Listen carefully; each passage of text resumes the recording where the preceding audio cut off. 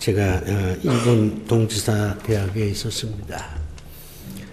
그 동지사 대학에서 그 우리나라 목사님들, 일본 목사님들, 그리고 미국 목사님들이 좀 모여서 좀 컨퍼런스를 했어요. 요즘 이제 세상이 상당히 혼잡스럽지 않습니까? 무엇이 본질인지를 잘 몰라요. 본질이라고 하는 말은 그것이 되게 하는 요소, 그게 있어야 그 무엇이 존재한다는 거죠. 복음이 뭐냐, 여기에 대해서 좀 심도 있게 논의를 하고, 교회가 도대체 뭐 하는 데냐, 교회의 본질이 뭐냐, 이런 거에 대한 토론들을 했습니다. 곽선희 목사님이 이제 복음의 본질에 대해서 주제 발표를 했고, 저는 교회의 본질에 대해서 이제 주제 발표를 했습니다. 제가 이제 동지사 대학에 꼭 한번 가보고 싶었어요. 왜냐면 그 기독교 학교거든요. 그리고 거기에 윤동주의 시비와 정지용의 시비가 있습니다. 캠퍼스 안에. 뭐 여러분 뭐 윤동주 잘 알지요. 또 정지용 시인도 잘 알잖아요. 그 유명한 향수라고 하는 그런 노래도 있지 않습니까? 그 두 분이 그 동지사 대학에서 공부를 했습니다.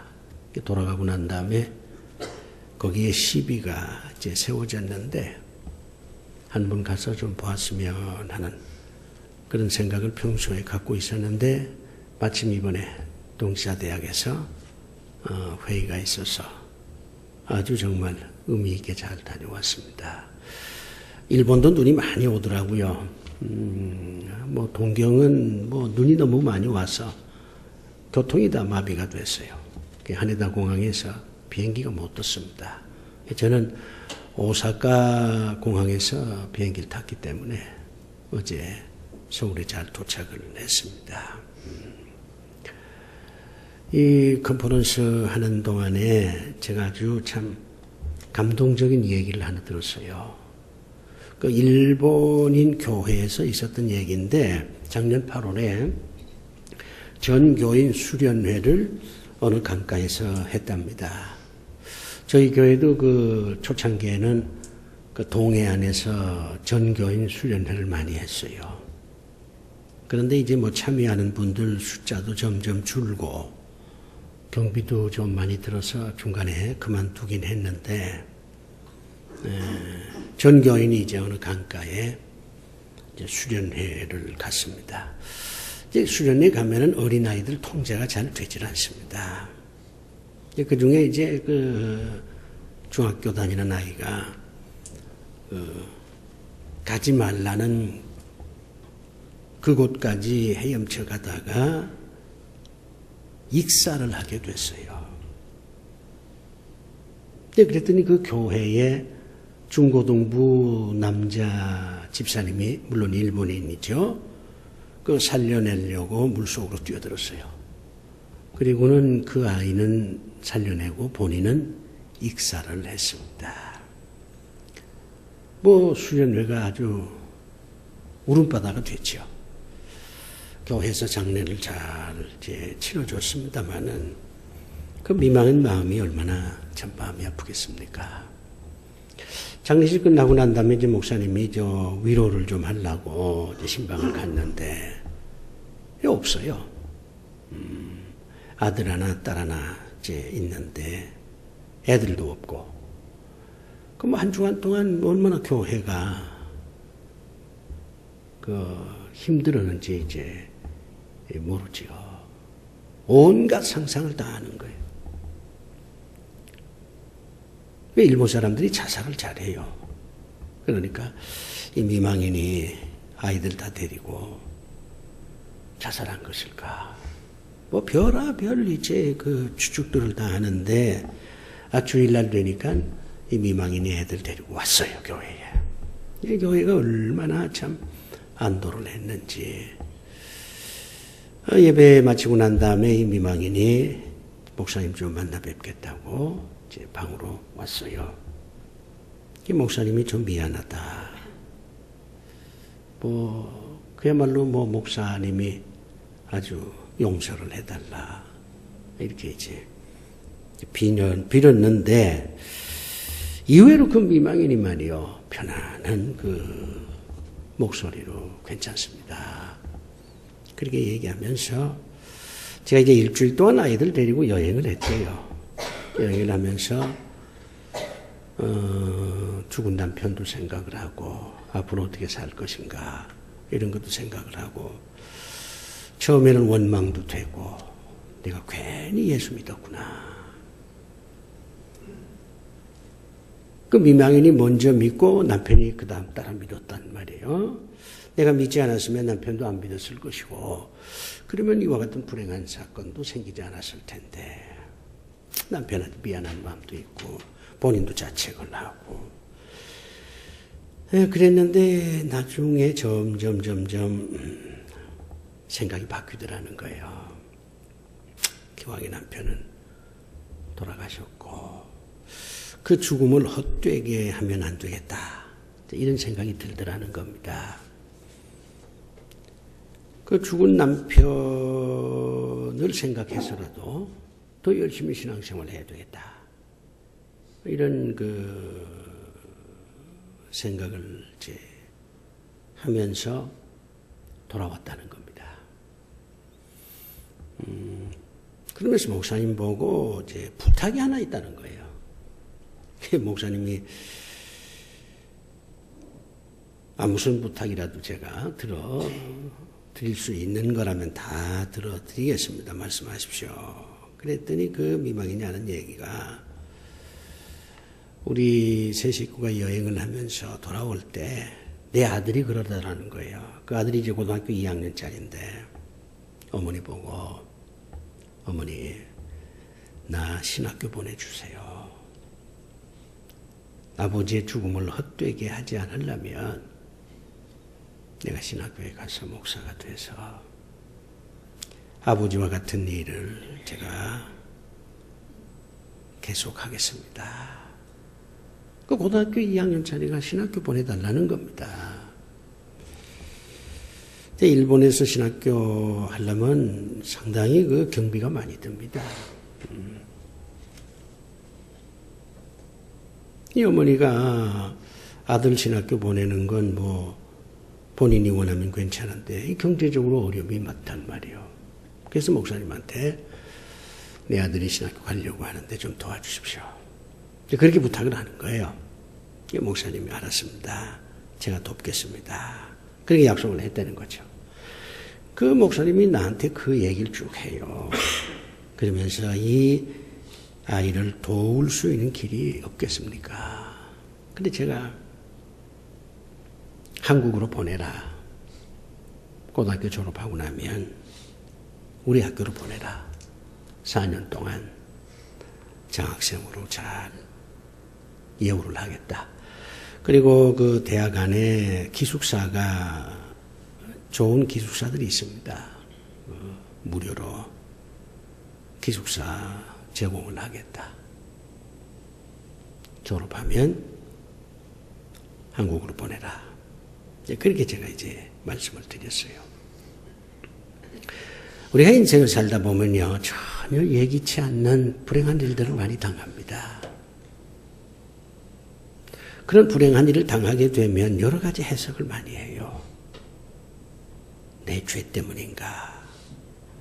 그런 자책도 들어지고. 근데 그런 불행한 모든 일이 내 죄 때문에 생겨나는 건 아닙니다. 그렇게 해석하는 것은 일종의 신비주의예요. 그건 너무 자기 자신을 자책하는 겁니다. 내가 실수를 해서 그런가? 그런 생각도 할 수 있어요.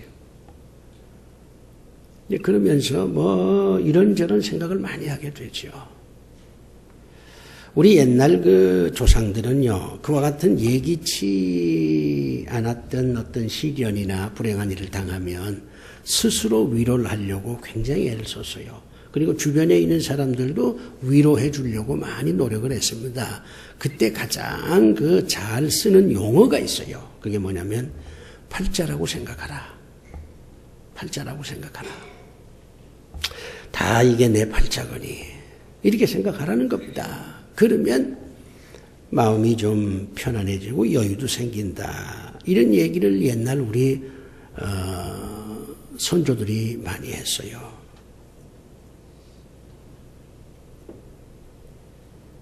남편이 죽은 것도 다 팔자다.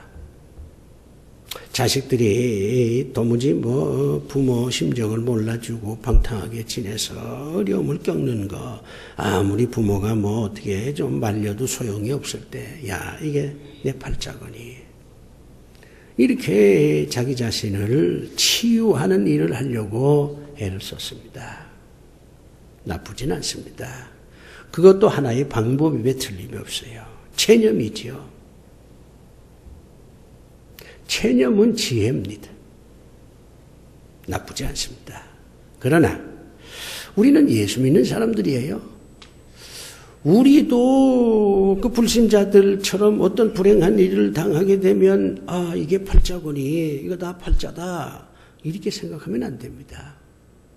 우린 세상 사람들과 달라야 돼요. 사도 바울이 복음을 전하다가 감옥에 들어갔어. 처음에 감옥에 들어갈 때 바울이 참 심란했습니다. 무슨 죄를 지어서 감옥에 들어간 것도 아니고, 그야말로 하나님께 영광을 돌리기 위해서 복음 전하다가 감옥에 들어갔는데 하나님에 대해서도 좀 섭섭하고, 아니 내가 좋은 일 하는데, 하나님을 위해서 일하는데 하나님께서 나를 지켜주고 돌보아 주어야지, 아니 나를 왜 이렇게 감옥에 가게 하시는가, 하나님에 대해서 원망하는 마음도 있었어요. 감옥에 들어갔습니다. 그런데 이 사도 바울이 감옥에 들어가 있는 것을 빌립보 교회 교인들이 안 겁니다. 이제 교인들이 그 사도 바울이 감옥에 들어간 거에 대해서 이제 해석을 각자 이제 다양하게 합니다. 그 중에는 야, 사도 바울 선생님이 참 훌륭하다. 복음 전하다가 감옥까지 갔으니 얼마나 그분이 대단한 분이냐. 이렇게 이제 사도 바울을 옹호하는 그런 교인도 있었지만, 또 어떤 사람은 아니 그래 복음을 전하는 것까지는 좋은데 좀 어떻게 눈치껏 복음을 전해야지. 얼마나 말이지 그냥 제 멋대로 겁 없이 복음 전하다가 결국 감옥에 들어간 거냐. 이게 사도 바울이 지혜롭지 못하다. 이렇게 이제 해석하는 교인도 생겼어요. 또 어떤 교인은 야, 이거 예수 믿어봐야 별 소용이 없다. 사도 바울처럼 저렇게 열심히 예수 믿고 신앙생활 잘하는 분인데 아니 감옥에 들어가다니 이게 말이 되냐. 내가 앞으로 이거 신앙생활 이거 꼭 해야 되나 말이야. 이렇게 자기 신앙생활에 대해서 회의하는 그런 교인들도 생겼어요. 또 어떤 사람들은 그렇다고 해도 사도 바울 선생님이 감옥에 들어가서 고생 꽤나 할 텐데 우리가 이거 모른 척 할 수 있냐.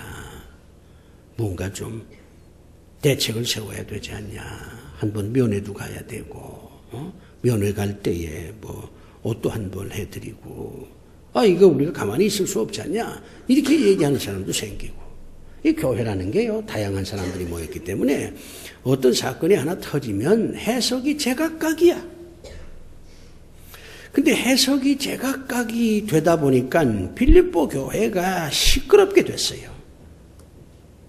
웅성웅성하게 되고 모이면 이렇다 저렇다. 사도 바울이 감옥에서 그 얘기를 들었습니다. 바울이 걱정이 생겼어요.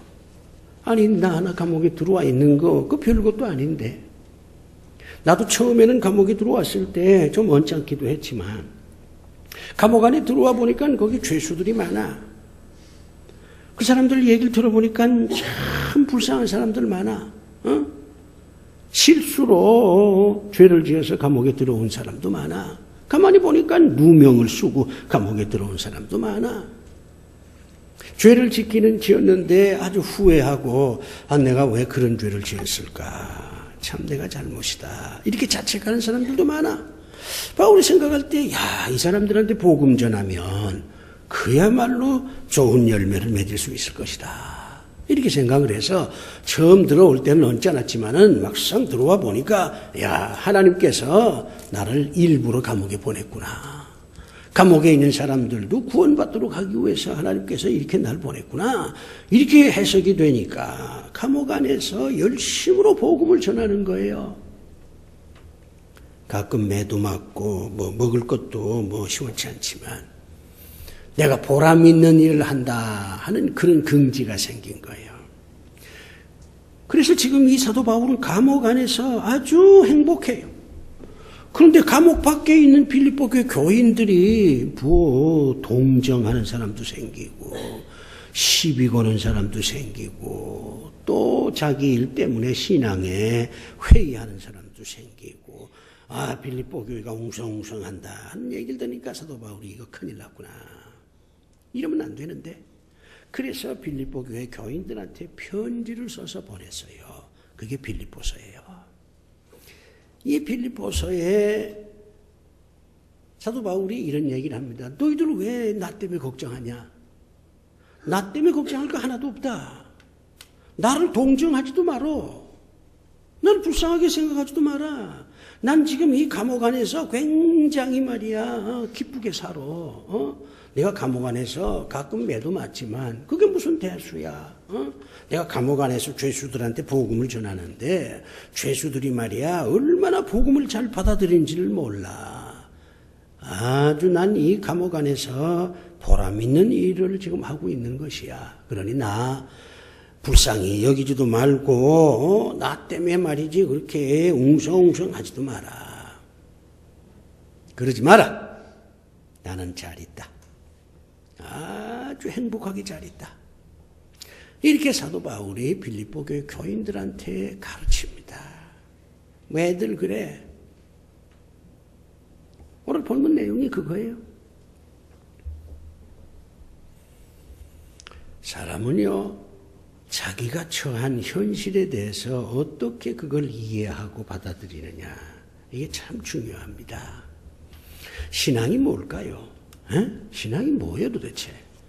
우리가 주일날 이렇게 추운 겨울에도 성전에 나와서 예배드리고 기도하고 전도하고 무슨 식당 봉사하고 그게 신앙이 아닙니다. 우린 그걸 신앙이라고 생각을 해요. 그거는 신앙생활을 하는 사람으로서 나는 이렇게 신앙생활을 합니다 하는 것을 자기 자신에게 보여주고 세상 사람들한테 보여주는 하나의 형식이지 그 자체가 신앙이 아니에요. 신앙은 자기 삶에 대해서 긍정적으로 이해하는 능력을 말합니다. 우리가 예배드리고 기도하고 성경 공부하는 이유가 뭡니까? 내가 인생을 살다가 정말 예기치 못한 불행한 일을 당했을 때에 그것을 충분히 긍정적으로 이해하고 그것을 받아들이고 그것을 극복하는 믿음의 힘을 키우기 위한 하나의 과정이지. 그 자체가 신앙의 본질이 아니란 말이에요. 예배 잘 드리던 사람이 갑자기 무슨 일이 생겼다. 불행한 일이 생겼다. 그러면 매길 탁 놔버리고 말이요. 내가 지금까지 말이야 교회 봉사한 거, 신앙생활한 거, 예배드린 거 이거 다 허무한 것이다. 이렇게 얘기하면 그 사람은 신앙이 없는 사람이에요.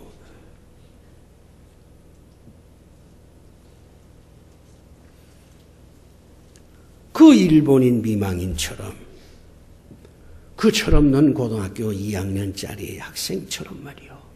그리고 사도 바울처럼 큰 불행과 어려움을 당했을 때 갈등을 넘어서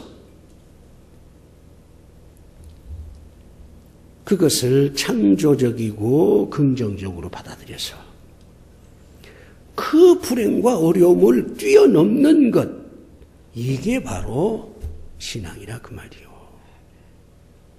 그래서 하나님께서 말씀합니다. 지난 주일날 말씀했잖아요. 세상을 이기는 자가 누구냐? 믿음을 가진 자다. 그렇게 얘기했잖아요. 여기서 세상을 이긴다는 게 뭐예요?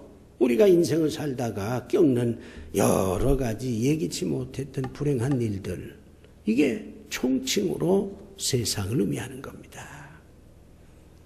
불행을 이기는 자가 누구냐? 시련을 이기는 자가 누구냐? 환난을 이기는 자가 누구냐? 믿음 있는 자다 그 말이요.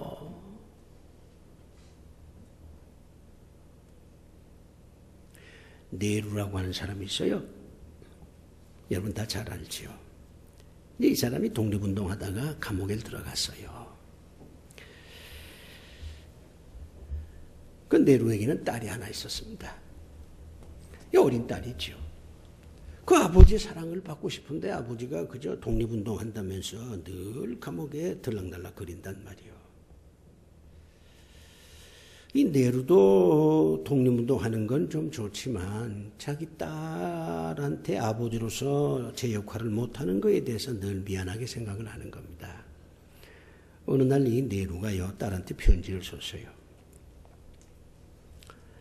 네가 아버지가 감옥에 들어와 있으니까 여러 가지로 참 안타깝게 여길 것이다. 아버지가 고생한다고 아버지를 민망하게 생각도 할 것이다. 그러나 그러지 마라. 내가 무슨 파렴치범이냐? 내가 무슨 나쁜 짓 하고 들어왔냐? 내가 조국을 위해서 일하다가 감옥에 들어왔지 않냐? 그러니 너는 말이야 아버지에 대해서 긍지를 가져야지. 내가 감옥 안에서 고생한다고 아버지를 동정하거나 아버지에 대해서 연민의 정을 가지면 안 돼. 아버지는 이 감옥이 호텔이라고 생각한다. 그러니까 아버지가 고생한다고 염려하지 마라. 아버지가 언제 다시 세상으로 나갈지는 모르겠다마는 가는 세월을 그냥 무의미하게 보낼 수는 없지 않냐. 내가 편지로 너한테 세계 역사를 가르치마.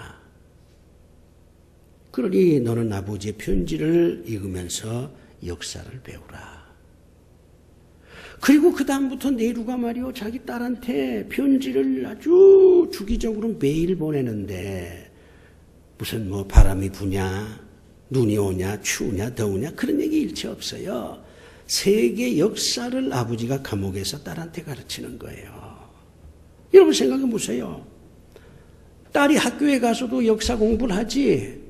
근데 감옥에서 온 아버지의 편지를 통해서 역사 공부하는 게 훨씬 더 효율적이지 아니겠어요? 비장하기도 하고. 그 딸이요, 아버지가 옥중에서 편지로 써준 세계 역사를 공부를 잘했어요.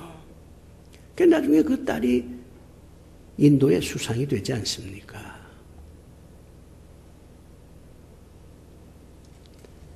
네루도 마찬가지요. 네가 감옥 안에 있다. 나를 말이야 불쌍하게 생각하지 마라.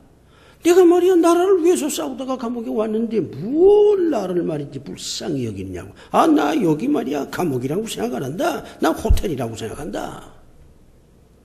이게 현실 해석이에요. 신앙은 해석입니다. 세상을 어떻게 해석하느냐 그게 중요한 거예요. 그걸 왜 모르십니까?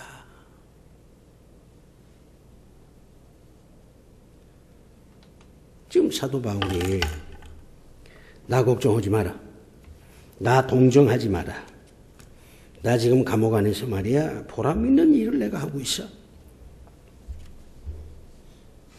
하나님께서 나한테 복음 전하는 일을 제대로 해보라고.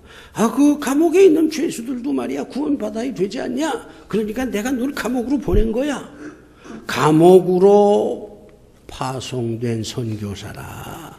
그렇게 네가 해석을 하라. 바울이 제가 그렇게 해석하겠습니다. 처음에 들어올 때는 답답하기도 하고 불편하기도 하고 매도 맞고 말이야 냄새나는 감옥 안에서 산다는 게 이거 얼마나 답답해요. 그러나 내가 감옥으로 파송된 하나님의 선교사구나 이렇게 생각하니까 전혀 그 다음부터는 이제 어려움이 없어요. 죄수들과 같이 매맞고 같이 굶고 같이 행동하면서 저들한테 복음을 전했습니다. 사람은요, 누가 자기를 알아주면 행복합니다.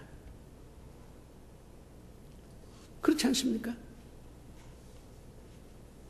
여러분도 다 자식을 키우면서 고생 많이 하는데 자녀들이 여러분을 알아줘. 야, 우리 아버지가 나 때문에 참 그 어려운 직장 생활 잘 감당하는구나. 그러면 아버지가 얼마나 참 행복합니까? 내 고생하는 거 내 자식이 알아주는 것이야. 그러면 그 다음부터는요, 얼마든지 고생하겠다고 그렇게 생각을 해요. 어머니가 고생하는 걸 딸이 알아줘. 그럼 그 어머니가요, 행복해요. 어? 내가 고생하는 거 이게 헛된 게 아니구나. 내 딸이 나를 알아주니까. 내가 무엇 때문에 이렇게 고생하는지 내 딸이 알아주니까, 아, 난 어머니로서 행복하다. 그렇게 생각한다, 그 말이야. 사도 바울이 빌립보 교회 교인들을 보고 말하는 겁니다. 너희들이 나를 알아줬으면 좋겠어. 내가 무슨 로마의 시민권을 가졌다는 거 그거 알아달라고 안 해. 내가 가마리안 문화에서 공부 많이 했다는 거 그거 알아달라고 안 해. 내가 고생하는 거 그거 알아달라고 나 얘기 안 해. 내가 원하는 건 내가 감옥으로 온 거는 감옥 안에서 이렇게 죄수들하고 함께 지내는 것은 저들에게 복음을 전하기 위해서 하나님께서 나를 감옥으로 보냈다고 하는 거, 그걸 너희들이 알아줬으면 좋겠어. 내가 말이야, 감옥으로 파송된 하나님의 선교사라고 하는 걸 너희들이 알아줬으면 좋겠어. 왜 그걸 몰라? 그런 건 모르고 뭐 고생한다, 뭐 철없이 복음 전하다가 말이지 감옥에 가서 고생이나 한다고 말이야. 저렇게 열심히 믿었다가 결국 가는 데는 감옥밖에 없지 않냐. 그런 생각이나 하고 말이야. 그거는 아니야. 난 너희들이 나를 알아줬으면 좋겠다. 그래서 오늘 이 12절에 그런 말 하잖아요. 형제들아, 내가 당한 일이 도리어 복음 전파의 진전이 되는 줄 너희가 알기를 원하노라. 날 좀 알아달라 그 말이야.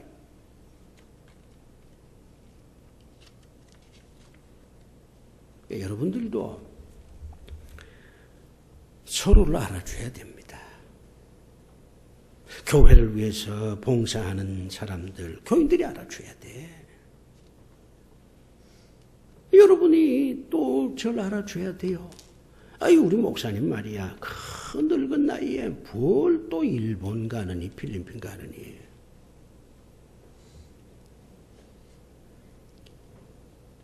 그게 아니라 우리 목사님이 저 늙은 나이에도 뭔가 하나님을 위해서 일을 하려고 애쓰시는구나. 그걸 여러분이 알아주면 내가 행복한 거 아니에요. 동지사 대학에 눈이 많이 왔습니다. 하루 종일 눈이 오더라고. 방 안에는 100여 명의 목사님들이 진지하게 복음의 본질이 뭐냐, 교회의 본질이 뭐냐 토론을 하는데, 창밖에 오사카 동지사 대학에 눈이 하루 종일 와요. 그 얼마나 아름다운 경치인지 몰라. 잠깐 쉬는 동안에 밖에 나가 보니까 동백꽃이 피었더라고. 나는 지금까지 동백을 많이 보긴 했는데 그렇게 하얀 눈 속에 말이요, 눈이 계속 한방눈이 내리는데 그렇게 웃고 있는 동백을 처음 봤어요. 얼마나 아름다운지 몰라. 그래서 내가 이제 그 핸드폰에 찍고 왔어. 하나님께서 여기에 와서 이 동백을 보게 하셨구나. 고난과 역경 속에서도 인생은 얼마든지 아름다워질 수 있다 하는 걸 또 한 번 하나님께서 나한테 깨우쳐 주시는구나. 그걸 그걸 거기서 배웠다니까. 그게 고생하는 가운데서 배운 거예요. 동시사대학 그 예배당 옆에 정지용의 시비와 윤동주의 시비가 나란히 이렇게 있어요. 근데 그 앞에 보니까는 꽃들이 이렇게 있더라고. 누가 와서 갖다 헌화한 거야. 조금 있으니까 어떤 여대생이 와가지고 윤동주의 시비 앞에 꽃을 들이고 가더라고. 인간은 죽어도 그 이름은 남는구나. 그걸 거기서 또 배웠어요. 뭐 죽으면 그만이다. 그렇지가 않아요. 죽은 자는 그만일진 몰라도 산 자들이 기억을 해요.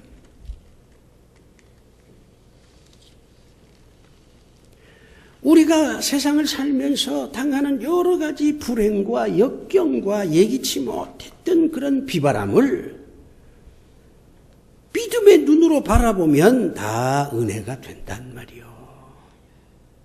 여기까지 우리의 신앙이 자라야 되는 거예요. 어떤 친구가 뭐 병원에서 퇴원하고 난 다음에 전화가 와서 구 목사 나 이번에 은혜 받았어. 무슨 은혜를 받았냐? 이게 뭐 병원에서 한 10여일 입원을 했으니까 중병이요. 요즘은 워낙 기술이 좋아서 뭐 웬만한 건 말이요. 일주일 지나면 다 퇴원시켜. 근데 열흘 동안 있었어. 그러니까 큰 병이지. 뭐 그렇다고 내가 무슨 병으로 수술했냐 물어볼 건 뭐 있어요.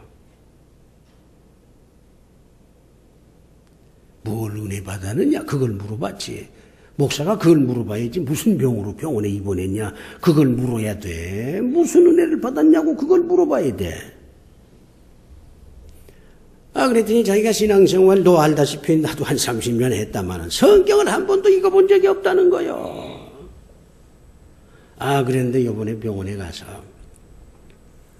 처음에는 뭐 이렇게 수술하고 난 다음이니까 몸이 아파가지고 아주 괴롭더니만은 점점 시간이 지나니까 뭐 육체적인 고통은 없어지는데 당장 퇴원은 못하고 그 병원에서 얼마나 지루한지 모르겠다는 거야. 그래서 이렇게 뭐 지루하게 있을 바에는 성경이나 한번 읽어보자. 그래가지고 이틀 만에 성경 신구약을 다 읽었다는 거예요. 이틀 만에. 성경 내용이 뭔지도 잘 모를 거예요. 그렇지만 이틀 동안에 성경 한 권을 다 읽었다는 게 이 친구한테는 굉장히 큰 자랑이야. 은혜 받았다고. 그 친구는요, 병원에 입원 안 했으면 평생 성경 안 읽을 사람이에요. 근데 병원에 입원한 그 어려움 속에서 성경을 읽는 은혜를 받았잖아. 앞으로 잘 맺겠다고. 그냥 속으로 두고 봐야 알지. 뭐 병원에서는 다 은혜 받아요. 나온 다음에 다 잊어버려서 탈이지. 교회 여러분, 불행하십니까? 시련과 역경 때문에 우울하십니까? 인생의 비바람이 여러분 앞을 가로막고 있습니까? 세상 사는 게 의미 없다고 생각하십니까? 죄책감에 빠져서 오늘 잃어버리고 내일도 꿈꾸지 않고 그냥 매일매일 그렇게 살아가고 있습니까? 그러면 안 됩니다. 어떤 처지에 있든지 간에 여러분들은 그 처지를 믿음으로 받아들여야 됩니다. 합력해 선을 이루시는 하나님의 섭리를 믿으셔야 합니다. 겨울이 가면 봄이 오듯이 지금 여러분에게 주어지는 그 불행과 시련과 환난이 지나가면 여러분에게 하나님의 큰 축복이 임할 것입니다. 불행한 사람들끼리 서로 알아주고 불행한 사람의 아픔을 알아주는 그런 그 지혜가 여러분들에게 있으시기를 주의 이름으로 축복합니다. 기도합시다. 아버지 하나님이여, 시련과 역경과 불행한 일이 주어졌을 때 결코 낙심하지 말고 합력하여 선을 이루시는 하나님의 놀라운 사랑을 믿게 하여 주시옵소서. 예수 그리스도 이름으로 기도드리옵나이다. 아멘.